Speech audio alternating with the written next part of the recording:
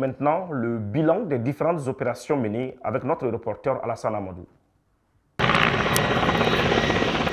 Au cours de la semaine écoulée, les forces armées maliennes ont mené plusieurs missions dans le cadre de l'opération Dougoukoloko, s'inscrivant dans la lutte contre le terrorisme. Ces missions ont permis de détruire plusieurs bases terroristes, d'arrêter des suspects et de saisir divers matériels. Dans le théâtre centre, cette semaine, les forces armées maliennes ont mené plusieurs opérations dans les localités de Niafunké, Tonka et environ, notamment à Yurmi, Tintafarak, Arabébé.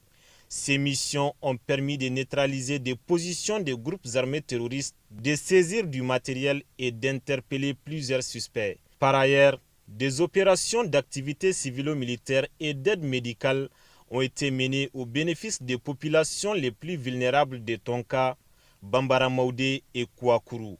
Ces activités se sont déroulées en présence des notables et des chefs de services techniques. À Sévaré, dans la localité de Ti, le 8 octobre, l'équipe EOD du détachement a procédé à la destruction sur place d'un engin explosif improvisé découvert à proximité de l'emprise. Concernant le théâtre Est, le 7 octobre à Aguelhok, une patrouille FAMA a procédé à la destruction sur place d'un engin explosif improvisé aux environs de la ville. Le même jour, dans la localité de Gossi, une patrouille des forces armées maliennes a déjoué une embuscade tendue par des terroristes dans le secteur de Bangui-Malan, infligeant à ces derniers de lourdes pertes et des dégâts matériels importants.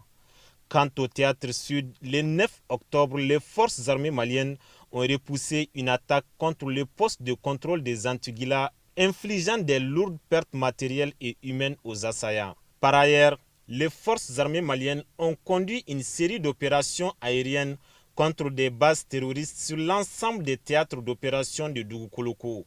C'est ainsi que dans la journée du mercredi 8 octobre, les forces armées maliennes, sur la base des renseignements précis et confirmés, ont mené une opération réussie avec des frappes aériennes ciblées dans la zone d'Inaraban au sud-ouest de Menaka.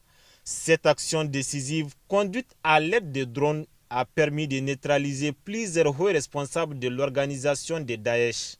Parmi les individus tués figure Boubacar Demungi, un cadre opérationnel majeur de Daesh et adjoint direct de l'émir Issa Baré, responsable de la zone nord de Menaka couvrant Tindermene, Ikadewan et Tedjererte.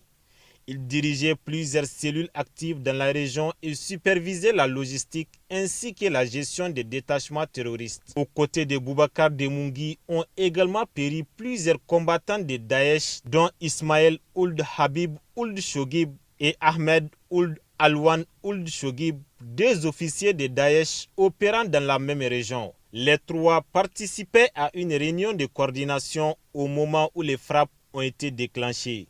Ces individus étaient impliqués dans des enlèvements d'otages étrangers, notamment une ressortissante suisse et une autrichienne enlevées à Agadez au Niger, détenues dans la région de Menaka.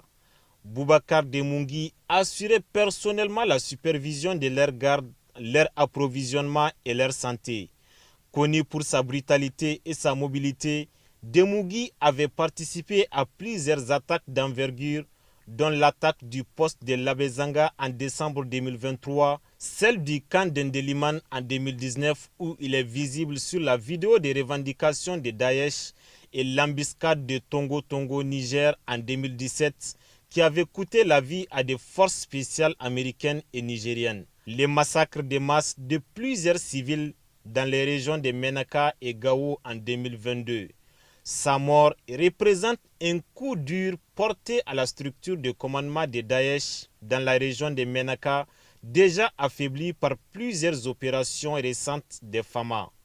En outre, les forces armées maliennes continuent d'assurer la sécurité des personnes et de leurs biens sur l'ensemble du territoire national en concentrant leurs efforts sur les principaux axes routiers.